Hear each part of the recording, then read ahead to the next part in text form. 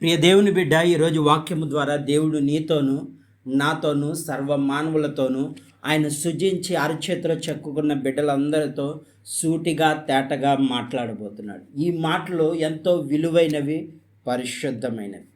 ఈ మాట లేక ఎంతోమంది కుటుంబాలు ఈ రోజున విచ్ఛిన్నమైపోతున్నాయి. దేవుని మాటలు వినలేక వాళ్ళలో ప్రేమలు చల్లారిపోతున్నాయి. దేవుని మాటలు లేకుండా ఉండటం ద్వారా కుటుంబాల కలతలు ఏర్పడుతున్నాయి. కానీ ఈ రోజున మనల్ని ప్రేమించి ఇంతటి భాగ్యాన్ని దేవుడు ఇచ్చినందుకు ఆ దేవునికి కృతజ్ఞతలు చెల్లిద్దాం. హల్లెలూయా! దేవునికే మహిమ కలుగును గాక. ఈ రోజున దేవుని మాటలు వ్యర్థంగా రానియకుండా దేవుడు మనతో ఉండాలని మనస్ఫూర్తిగా దేవుణ్ణి ప్రార్థన చేద్దాం. ఈ రోజున దేవుని వాక్యం సెలవిస్తుంది మనగా. గత కొంతకాలం నుంచి ఆత్మ విషయమే దేవుడు చెప్పాడు. ఎవరు ధన్యత పొందుకుంటారో చెప్పాడు. అలాగే అనేక కుటుంబాల్లో ఎలాంటి కలతలు వస్తాయి, వాటి నుండి ఎలాగ తప్పించాలన్నది ప్రార్థన విషయం గురించి చెప్పాడు. అలాగే ఎండిపోయిన బ్రతుకులను సరిచేయడానికి దేవుడు ఏం చేశాడు అన్నీ చెప్పాడు. ఈరోజు పరిశుద్ధాత్మ దేవుడు అసలు దేవుని రాజ్యానికి వెళ్ళనీయకుండా మనకి ఆటంకపరిచే కొన్ని ఉన్నాయంట. దేవుని యొక్క సమూహానికి వెళ్ళకుండా మనం నరకానికి వెళ్ళిపోవడానికి కొన్ని ఆటంకపరిచే కొన్ని ఉన్నాయి. అవి ఏంటంటే, దేవుని ఈ రోజున వాక్యము ద్వారా దేవుడు మనతో మాట్లాడుతుంది అనగా, ఒక రోజున యేసు ప్రభువారు ఆయన వెళ్తూ ఉండగా ఒక కుర్రవాడు వచ్చాడు ఆయన దగ్గరికి. ఎవరు వచ్చారు? ఒక కుర్రవాడు వచ్చి ఆయన అడుగుతున్నాడు, అయ్యా, నిత్య జీవాన్ని పొందడానికి నేనేం చేయాలి, ఏ మంచి కార్యాలు చేయాలి అని. వాక్యంలోకి వెళ్దాము. 20వ అధ్యాయము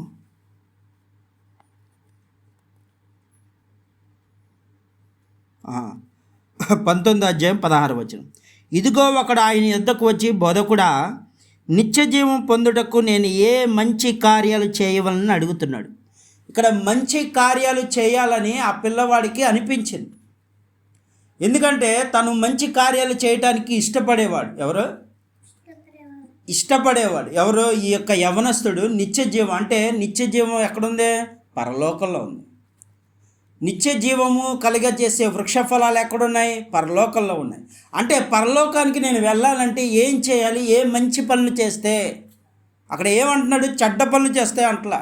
ఏ మంచి పని చేస్తే నేను పరలోకానికి వెళ్తాను అంటే, అక్కడ యేసు ప్రభువారు అందుకు ఆయన మంచి కార్యము గురించి నన్ను ఎందుకు అడుగుచున్నావు? మంచి ఒక్కడే. నీవు జీవంలో ప్రవేశగోరిన ఎడల ఆజ్ఞలు గైకొనమని చెప్పాను. నువ్వు దేవుని మాట వింటేనే నువ్వు మంచి కార్యం చేసినట్టు. ఇక్కడ ఏం చెప్తున్నాడు? నువ్వు దేవుని మాట వినటం ద్వారానే నువ్వు మంచి కార్యాలు చేసినట్టు. మంచి గురించి నన్ను అడుగుచున్నావేంటి? నువ్వు దేవుడు ఏ మాట చెప్పాడో, ఏంటి దేవుడు ఏ మాట చెప్పాడో ఆ మాట ప్రకారం నువ్వు జీవించాలి. గైకొనడం అంటే జీవించాలి, వినాలి కాదు. వినటం వల్ల విశ్వాసం వస్తుందంటారు, కానీ ఆ విశ్వాసం వచ్చినప్పుడు నువ్వు ఎలా ఉండాలన్నది దేవుని వాక్యం ఈరోజు సెలవిస్తుంది. జీవించాలి, గైకొనాలి, ఆజ్ఞ ప్రకారం నడవాలి. దేవుడు ఏం చెప్పాడో దాని ప్రకారం నడవాలన్నప్పుడు తర్వాత ఏం జరిగిందో చూద్దాం. అతడు ఏ ఆజ్ఞ అయినా నన్ను అడుగగా అంటే, అప్పుడు ఏమని చెప్తున్నాడంటే, నేను ఏ ఆజ్ఞను పాటించాలి? ఏమంటున్నాడు? అయ్యా, నువ్వు అంటున్నావు గైకొనమంటున్నావు, దేవుని మాటలు వినమని, నేను ఏ ఆజ్ఞ పాటించాలంటే అక్కడ ఏం చెప్తున్నావు? యేసు నరహత్య చేయవద్దు. ఒక మనిషిని చంపేయడం నువ్వు పరలోకానికి వెళ్ళనివ్వదు. వ్యభిచారము వద్దు, దొంగిలింపవద్దు, దొంగతనం చేస్తే నువ్వు వెళ్ళవు. అబద్ధ సాక్ష్యాలు ఎదుటి వేదం మీద పలకవద్దు అన్నాడు. ఏమన్నాడు? అబద్ధ సాక్ష్యాలు పలకవద్దు. నీ చెల్లి మీద అబద్ధాలు చెప్తే, లేకపోతే అన్నయ్య మీద నువ్వు అబద్ధాలు చెప్తే, లేకపోతే తల్లిదండ్రుల మీద అబద్ధాలు చెప్తే, బంధువుల మీద అబద్ధ సాక్ష్యాలు పలికితే నువ్వు ఎక్కడికి వెళ్ళా? లేదు నీకు నిత్య జీవం. రెండోది, తర్వాత తల్లిదండ్రులను సన్మానింపము. ఏం చేయాలి? తల్లిదండ్రులు సన్మానింపమంటే తల్లిదండ్రుల మాట, వాళ్ళు ఏ మంచి చెప్తారో ఆ మాట విన్నప్పుడే నువ్వు నిత్య జీవం పొందుకుంటావు. దొంగతనం చేసి అబద్ధ సాక్ష్యాలు పలికితే నువ్వు ఏం కోల్పోతున్నావు? పరలోకాన్ని కోల్పోతున్నావు. అందుకే నువ్వు ఎక్కడికి వెళ్ళిపోతున్నావు? నరకానికి వెళ్ళిపోతున్నావు. అందుకే దేవుడు అక్కడ ఆ కుర్రవాడిని ప్రేమించి అడుగుతున్నాడు, నువ్వు ఈ మంచి పనులు చేస్తున్నావా అని అడుగుతున్నప్పుడు అక్కడ ఏం జరుగుతుంది? నిన్ను వలె నీ పొరుగువారిని ప్రేమించవలననే అని చెప్పేది. ఎవరైనా ఆపదలో ఉన్న వాళ్ళని చూసి హేళన చేయకుండా వాళ్ళని ప్రేమించేవాడుగా ఉండాలి. వాళ్ళ కష్టాల్లో ఉన్నప్పుడు దేవుని గురించి చెప్పి, ప్రేమ అన్నది ఎవరి దగ్గర ఉంది? యేసు ప్రభు వారి దగ్గర ఉంది. మనల్ని ప్రేమించే దేవుడు ఎవరున్నారు? ఆయనే ఉన్నాడని వాళ్ళకి నచ్చ చెప్పాలి. నీ తల్లిదండ్రులైనా, అన్నదమ్ములైనా, బంధువులైనా కొంతకాలమే ప్రేమిస్తారు. ప్రాణమిచ్చే ప్రేమ మా యేసయ్య ప్రేమ కనుక యేసయ్యను నమ్ముకొన్నని నువ్వు ఆయన దేవుని ప్రేమను పంచేవాడుగా ఉండాలి. అలా ఆకలితో ఉన్నప్పుడు నువ్వు తినే ఆహారాన్ని వాళ్ళకి పెట్టేవాడుగా ఉండాలి. అలా దేవుడు నువ్వు అలా జీవించినట్లయితే నీకేముంటుంది? నిత్య జీవం ఉంటుంది. ఏముంటుంది? ఉత్తిగా పరలోకం వెళ్ళిపోవడం అన్నది ప్రార్థన చేసినంత మాత్రాన, దేవుని స్తుతించినంత మాత్రాన వెళ్ళటం జరగదు. ఇవి చేయాలంట. అబద్ధాలు చెప్పేవాడుగా ఉండొద్దన్నాడు. ఈరోజున చెల్లి మీద నువ్వు అబద్ధాలు ఆడుతున్నావు, లేదా ఎవరైనా నీ చెల్లి మీద అబద్ధం చెప్తున్నా, అన్నయ్య మీద అబద్ధం చెప్తున్నా వినొద్దు. అవన్నీ సైతాన్ని కలగజేసేది. నువ్వు కల్లారా చూసి విన్నప్పుడు ఆ అన్నను క్షమించేవాడుగా ఉండాలి, చెల్లిని క్షమించేవాడుగా ఉండాలి. ఎవరినైనా క్షమించే గుణం ఉంటేనే నిన్ను నువ్వు ప్రేమించుకుంటే ప్రయోజనం ఉండదు. దేవుడు ఏం చెప్తున్నాడంటే నువ్వు శరీరాన్ని ప్రేమించుకుంటే ప్రయోజనం ఉంటుంది. ఎదుటోని కూడా ప్రేమించాలి, తల్లిదండ్రులను కూడా ప్రేమించాలి, తల్లిదండ్రులు కూడా సన్మానించాలి. ఈ విధంగా ఉంటేనే నీకు ఏ రాజ్యం ఉంది? పరలోక రాజ్యం. దేవుని స్తుతించి ఆరాధించినంత మాత్రాన కాదు, అవన్నీది ఫస్ట్ పాయింట్ అయితే అసలు జరగాల్సిన కార్యాలు ఇవే. ఏమండి? ఆయన ఆజ్ఞలు గైకొనాలి. ఆయన చెప్పిన మాటలు ఇవే. నరహత్య చేయొద్దు. ఒకరిని కొడటానికి కానీ తిడటానికి కానీ నీకు వీల్లేదు. ఎందుకంటే వాళ్ళ పుట్టించింది నువ్వు కాదు. ఈ మధ్య చిన్న చిన్న విషయాలకి గొడవలు అయిపోతున్నాయి, కొట్టుకుంటున్నారు, తన్నుకుంటున్నారు, అవసరమైతే చంపేసుకుంటున్నారు. అంటే వీళ్ళు ఏమైపోతున్నారు? నరహత్య చేయొద్దన్నాడని మనిషిని చంపేస్తున్నారు. ఆహారం కోసం చంపేస్తున్నారు, డబ్బు కోసం చంపేస్తున్నారు, ఆస్తి కోసం చంపేస్తున్నారు. ఈ రోజున మనిషిని చంపేసే స్థితికి తీసుకొస్తున్నాడంటే నువ్వు సాతాను చేతిలో ఉన్నావు, అంటే నరకాన్ని దగ్గరగా ఉన్నావు. నువ్వు ఎప్పుడైతే ఆ పని చేస్తావో నిన్ను నరకంలోకి పడేస్తాడు సాతాను. దేవుని రాజ్యానికి వెళ్ళనీయకుండా అడ్డుగోడ వేసేస్తాడు.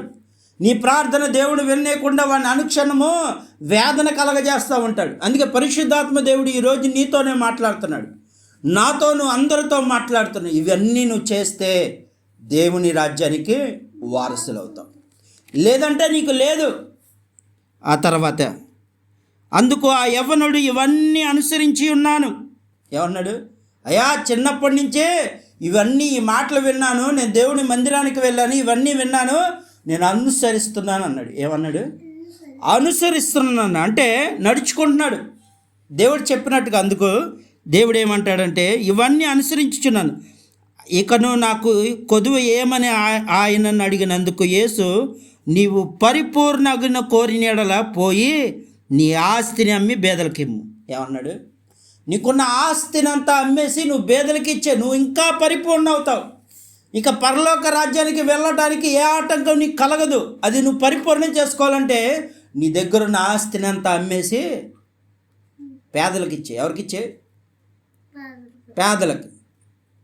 ఈ ధనము వలన నువ్వు ఆ ధనము అమ్మేసుకొని వాటిని పేదలకు ఇచ్చేసి అప్పుడు ఏం చెప్తాడు చూడు అక్కడ, అప్పుడు పరలోకంలో నీకు ధనము కలుగును. ఏమంటున్నాడు? నువ్వు ఈ భూమి మీద ఎవరికైతే పంచిపెడుతున్నావో, ఎవరి ఆకలి అయితే నువ్వు తీరుస్తున్నావో, ఎవరికి వస్త్రాలు లేకపోతే వాళ్ళకి ఇస్తున్నావో, అవసరమైతే వాళ్ళ కోసం నీ ఇల్లును అన్నిటినీ త్యాగం చేసేస్తున్నావో, అందు బట్టి దేవుడు ఏం చేస్తున్నాడు? నిన్ను పరలోకంలో ధనవంతుడిగా చేస్తున్నాడు. ఈ భూమి మీద ధనవంతుడిగా కాదు, పరలోకంలో ఉంది నీకు ధనం. అందుకే ఈ భూమి మీద ఏది వచ్చినా ధనం మీద ఆశపడద్దు అన్నాడు. ఇదిగో ధనం అన్నిటికీ మూలమైపోతుంది. ఈ రోజున ఏమైపోతున్నారు? డబ్బు మీద ఆధారపడిపోతున్నారు. ఈ రోజున మనుషులందరూ డబ్బును ప్రేమిస్తున్నారు, దేవుని వదిలిపెడుతున్నారు. దేవుని మందిరానికి వెళ్తున్న సమయంలో, మందిరానికి వెళ్ళాల్సిన సమయంలో ఆ రోజునే నీకు రావాల్సిన ధనం ఇస్తానని చెప్తే దేవుని మందిరాన్ని వదిలిపెట్టేస్తారు, దేవుని ప్రార్థన వదిలిపెట్టేస్తారు. ఈరోజు అదే జరుగుతుంది. ధనం మీద ఎక్కువ మక్కువ అయిపోయింది. అందుకే దేవుడు ఏమన్నాడు? ధనవంతులు, అది కూడా రాయబడింది. యేసు తన శిష్యులు చూచి ధనవంతుడు పరలోక రాజ్యము ప్రవేశించుట దుర్లభమని మీతో నిశ్చయముగా చెప్తున్నాను. ఏమన్నాడు? ధనవంతుడు పరలోకానికి వెళ్ళటం కష్టం. ఈ రోజున ప్రపంచాన్ని ఏలుతుంది ఏంటంటే దేవుని మాట కాదు, ధనం ఏలుతుంది. ఈ రోజున దొంగతనం చేయడానికి డబ్బు మీద ఆధారపడుతున్నారు, అన్ని విషయాల్లో ధనం మీద ఆధారపడుతున్నారు. ఆఖరికి మనిషి ప్రాణాలు సైతము, గుండె ఇవన్నీ అమ్మటానికి కూడా ధనం మీద ఆధారపడి ఈరోజు ధనం ఎక్కువైపోతుంది. పరిశుద్ధాత్మ దేవుడు చెప్తున్నాడు, ధనం మీద ఆధారపడుతున్నారు. మొన్న నేను తాతను అక్కడ బస్సులో కూర్చున్నప్పుడు, తాతకి వాటర్ అదేంటి బ్లడ్ కావాలన్నప్పుడు నేను ఆ ఫోటో వాట్సాప్లో పెట్టారు. వాళ్ళ పైన ఏమని రాశారు, ప్రాణాలకి ఇవ్వండి, అందరూ రక్తదానం చేయండి అని ఒక పాంప్లెట్ పెట్టారు. దాంట్లో ఇక్కడ రక్తమును వీళ్ళు ఉచితంగా తీసుకుంటున్నారు. ఇప్పుడు ఏం చేస్తున్నారు, అవసరానికి డబ్బుకు అమ్మేస్తున్నారు. ఈరోజున అలా జరుగుతుంది ప్రపంచం ఉంది. అందుకే దేవుని కోపం రగిలిపోతుంది. ఏమైపోతుంది, రగిలిపోతుంది. కోపం ఎక్కువ అవడానికి గల కారణం ధనవంతులు విచ్చలవిడితనం అయిపోయారు. ఈ రోజున డబ్బు మీద ఆధారపడిపోతున్నారు. దేవుని ప్రార్థన మానేస్తున్నారు. వాళ్ళ చేతులు వాళ్ళ దగ్గర వీళ్ళ దగ్గర అడుక్కునే స్థితికి వెళ్ళిపోతున్నారు. నువ్వు అడగాల్సింది ఎవరిని, అడుగుడు ఇయ్యబడును, తట్టుడు తీయబడునని దేవుడు చెప్తా ఉండంటే ఈ రోజున ఆ మనుషుల పాదాల మీద, సాతాను పిల్లల మీద వాళ్ళ దగ్గర ఆధారపడిపోతున్నారు. ఇశ్రాయేలు ప్రజలు అదే విధంగా ఉన్నారు కాబట్టి 70 సంవత్సరాల బానిసత్వంలో ఉన్న వాళ్ళని కొంతకాలం వాళ్ళు ఆదుకుని నాటకం వేసి 430 సంవత్సరాలు బానిసత్వం చేశారు. ఈరోజు పరిశుద్ధాత్మ దేవుడు చెప్తున్నాడు, ఒకవేళ ఆడు నిన్ను అపవాది అనేకమైన ముద్దులు పెడతాడు, ప్రేమగా నటిస్తాడు, ఆ ప్రేమకు నువ్వు లొంగిపోయావా, నువ్వు బానిసవైపోతావు. నువ్వు బానిసవైపోయావా, నువ్వేమైపోతావు, నరకానికి వెళ్ళిపోతావు. ఈరోజున అనేక మంది డబ్బు మీద ఆధారపడుతుంది, ధనం కాదు ముఖ్యం. దేవుడు ఏమన్నాడు, ఈ లోకల్లో ధనమును అమ్మేసేయి, పేదలకు ఇచ్చేసే, ఆహారం లేని వారికి అన్నం పెట్టు, లేని వారికి పెట్టు. ఆ డబ్బు వాళ్ళకిస్తే నీకు ఎక్కడ ఉంటుంది అన్నాడు. ఇది నా మాటలా కాదు, దేవుడే స్వయంగా చెప్తున్నాడు, యేసు ప్రభు వారే. ఎవరికి అక్కడున్న జనాభాలో ఉన్న అందరికీ చెప్తున్నాడు. అక్కడ యవనస్తులు ఉన్నారు, శిష్యులకు కూడా చెప్తున్నాడు.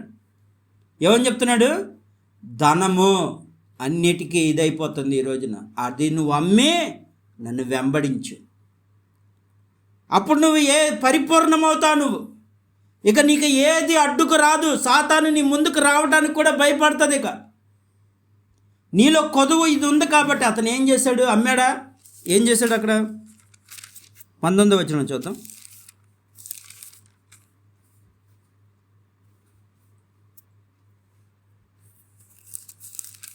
స్తోత్రం.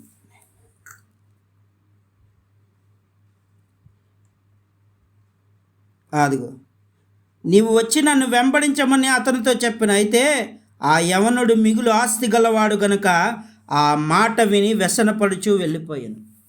అంటే లోపల అప్పుడు దాకా అమ్మని ప్రేమించాడు, నరాజ్య చేయలేదు, అన్నీ బాగానే ఉన్నాయి. కానీ ఈ ఒక్క ధనం విషయంలో మాత్రం ఏమైపోయాడు, ధనాన్ని ఎక్కువ ప్రేమించాడు, దేవుని యొక్క రాజ్యాన్ని వదులుకున్నాడు. ఈరోజు ప్రపంచం మొత్తం ధనం మీద ఆధారపడకూడదు. ధనవంతుడు ఎవరు, మన ప్రభు అయిన యేసుక్రీస్తు. ఆయన మీద ఆధారపడాలి, రారాజు మీద ఆధారపడాలి. ఆయన మీద ఆధారపడి ఆయనకు ప్రార్థన చేస్తే ఆయనే సమకూరుస్తాడు. విశ్వసించు, నమ్ము. యేసు ప్రభు వారు ఎవరికైనా ప్రార్థన చేసేదో ఒకటే అన్నాడు, నీ విశ్వాసమే నిన్ను స్వస్థపరుస్తుంది, నీ విశ్వాసమే నీకు కార్యము జరిగిస్తుంది, నీ విశ్వాసమే నువ్వు అనుకున్నది జరిగిస్తుంది. విశ్వసించు, ప్రార్థన చేయి. ఈరోజు పరిశుద్ధాత్మ దేవుడు చెప్తున్నాడు, ధనం మీద ఆధారపడింది. ఈ ధనం ఎవరిదంటే సాతానుదే. ఈ ధనం మీద ఆధారపడిపోయి ఏమైపోతున్నాడు, పతనం అయిపోతున్నాడు మనిషి. దేనికైనా దిగజారిపోతున్నాడు. మంచిగా ఉన్న పిల్లవాడు ఏమైపోతున్నాడు, ఆ డబ్బు మీద ఆశతో ఏమైపోతున్నాడు, దొంగతనాలు చేస్తున్నాడు. ఆ డబ్బు మీద ఆశతో ఏ పనులు, సాతాను పనులు చేస్తున్నాడు. ఇప్పుడు ఈ రోజున దేవుడు చెప్తున్నాడు, నువ్వు ధనం మీద ఆధారపడుతూ, డబ్బు కాదు ముఖ్యం, నీకు దేవుడు ముఖ్యం. దేవుడు ఉంటే నీకు అన్నీ ఉంటాయి. ఆయన నోటి మాటలో ఏముంది, శక్తి ఉంది. ఆకాశం నుండి వర్షం కురవకపోతే ఈ భూమి మీద మొక్కలు వస్తాయా? నువ్వు ఎంత దున్నినంత మాత్రాన, దాని మీద చల్లినంత మాత్రాన ఏ మాత్రం మొలకలు రావు. అది ఆకాశం నుండి వర్షం దానికి సరిపడా ఉన్నంత మాత్రానే అది ఏమైంది, అప్పుడు అది పంట పండిద్ది. దేవుడి మాట లేదే, లేదంటే ఆ వర్షం అక్కడ ఆగిపోయింది అనుకో, ఈ భూమి అంతా ఏమైపోద్ది, ఎండిపోద్ది, సారం కూడా ఉండదు. నువ్వు ఎంత దున్ని, ఎన్ని విత్తనాలు వేసినా, ఎన్ని నీళ్లు పోసినా ఆ వర్షం కురవాలి, ఆ చెట్లు మొలవాలి. ఈరోజు దేవుడు చెప్తున్నాడు, మనిషి రొట్టె వలన కాదు కానీ దేవుడి నోటి నుండి వచ్చే మాట అంటే అదే. ఆయన ఆకాశానికి ఆజ్ఞాపిస్తాడు, ఆకాశం ఆజ్ఞాపించగానే వర్షం కురవబడుతుంది. ఆ వర్షం నుండి ఏమొస్తాయి, మొలకలు వస్తాయి. ఆ మొలకల నుండి ఏమొస్తుంది, ఆ సూర్యుడి యొక్క శక్తి దాని మీద పడినప్పుడు ఏమవుతుంది, అవి కొన్ని పువ్వులు, కాయలు, మొక్కలు. ఈ రోజున దేవుడిస్తున్నాడు సమస్తం. నువ్వు దేవుడి మీద ఆధారపడతలా, డబ్బు డబ్బు డబ్బు, దానికి దీనికి ధనం మీద, ఈ లోకం ధనం మీద ఆధారపడచ్చు. కానీ దేవుని పిల్లలు ఎవరి మీద ఆధారపడాలి, దేవునిపై ఆధారపడాలి. దేవునిపై ఆధారపడాలి. ఆయన పన్నిక, ఆయన పాదాలు పట్టుకొని కన్నీరు కార్చి ప్రార్థన చేసినప్పుడు ఖచ్చితంగా ఆయన ఏం చెప్పాడు, అడుగుడు ఇవ్వబడిన, తట్టుడు తీయబడిన, నేను నిశ్చయంగా నీకు ఇస్తానన్నాడు. అందుకే దేవుని వాక్యం ఇక్కడ సెలవిస్తుంది ఏమనగా, ఎన్నో వార్లు ఈ మాట ఎంతోమంది ఎన్నో మందిరాలు చెప్పినా లోపడట్లేదు. ఈ రోజున అయ్యా ఈరోజు దేవుని ప్రార్థన ఉందంటే, లేదు లేదు నేను పనికి వెళ్తే నాకు ధనం సమకూర్చదు, పనికి వెళ్తే చాలు, ఈరోజు రేపు ఆదివారం వస్తా. దేవుడు ఒక నోటి నుండి నువ్వు ప్రార్థనకి రమ్మన్నప్పుడు వెళ్ళాల్సిందే, అది దేవుని మాట. అప్పుడు అక్కడ నీకు దేవుడు పరీక్షిస్తున్నాడు, నువ్వు నన్ను ప్రేమిస్తున్నావా, పనిని ప్రేమిస్తున్నావా, ధనాన్ని ప్రేమిస్తున్నావా. ఇదే దేవుడు పరీక్ష అంటే, ఇదే ఇలాగా ఉంటుంది. ఇక్కడ ఈ యొక్క యవ్వనస్తుడిని దేవుడు అక్కడ పరీక్షిస్తున్నాడు. అన్నీ బాగానే ఉన్నాయి, కానీ ఏమీ లేదు, ఆ ధనం మీద ఆసక్తి కలిగి ఉన్నాడు. కాబట్టి దేవుని రాజ్యం నాకు అవసరం లేదు, వ్యసనపరుడే ఏడ్చుకుంటూ వెళ్ళాడే. కానీ అయ్యా నా ఆస్తిని అమ్మి, అప్పుడు దేవుడు ఏమంటాడంటే, ఒకానొక సందర్భంలో జకరియా అనే ఒక వ్యక్తి ఉన్నాడు. జక్కయ్య అనే వ్యక్తి ఉన్నప్పుడు యేసు ప్రభు వారిని చూడాలనుకున్నాడు.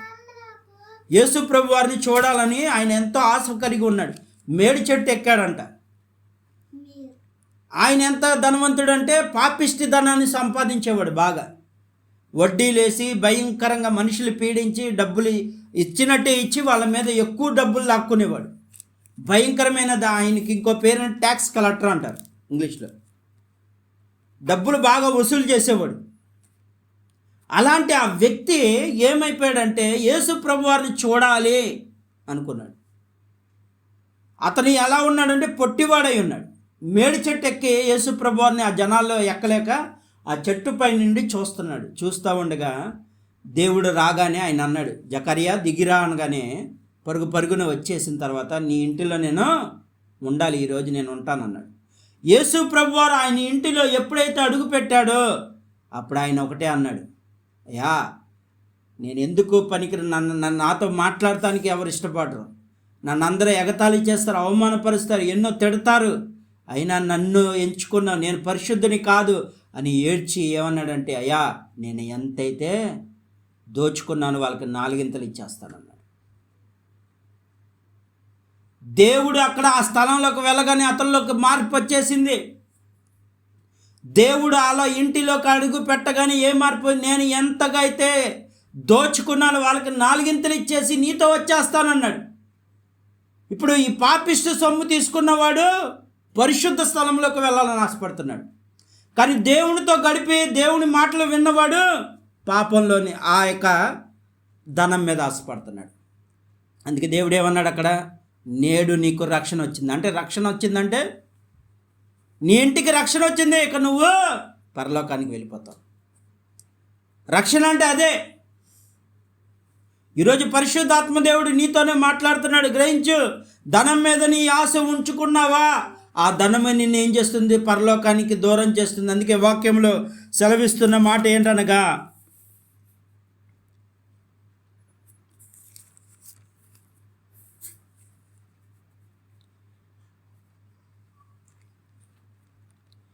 ఇదిగాక ధనవంతుడు పరలోక రాజ్యంలో ప్రవేశించుట కంటే సూది బెజ్జములో ఒంటె దూరట సులభమని మీతో చెప్పుచున్నాను. ఏమన్నాడు, ధనవంతుడు పరలోక రాజ్యానికి వెళ్ళటం కంటే సూదిలో అంట, సూది బెజ్జం ఎంత ఉంటుంది? ఎంత ఉంటుంది. దాంట్లో ఒంటి తలకే దూరిపోద్దంట. ఒంటి ఎంత ఉంటుంది? ఒంటె తలకే దూరిపోద్ది అంటున్నాడు దేవుడు.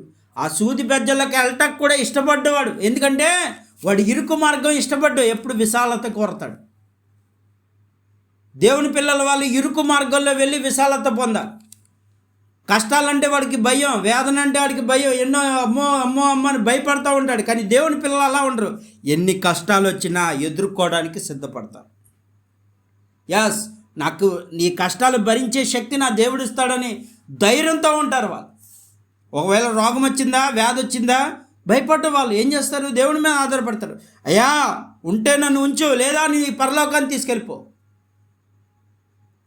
ఆ ధనవంతుడు అలా కాదు, భయం, అనుక్షణం భయపడతా ఉంటాడు, నిద్ర పట్టదు. ఏ దొంగోడు వచ్చి ఏ డబ్బు దోచుకెళ్ళిపోతాడో, ఏ బీరు ఒక పిల్లి వచ్చినా సరే అడిగి భయమే. కానీ